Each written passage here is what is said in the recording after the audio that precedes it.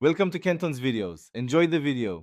In this video, I will show how to make salad dressing from scratch. Start by gathering oil, an acid like vinegar or lemon, an emulsifier such as mustard, and salt.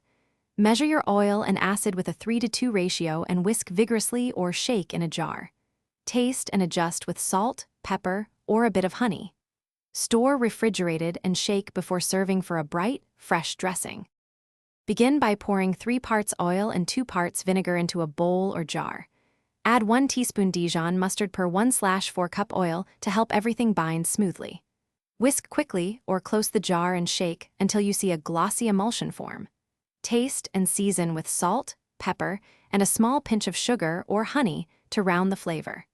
Keep chilled and re-emulsify by shaking before using on your salad. To make a creamy dressing, start with mayonnaise, Greek yogurt, or sour cream as your base. Thin gradually with buttermilk, milk, or a little vinegar until you reach the texture you want. Fold in minced garlic, chopped fresh herbs, and a squeeze of lemon for brightness and balance.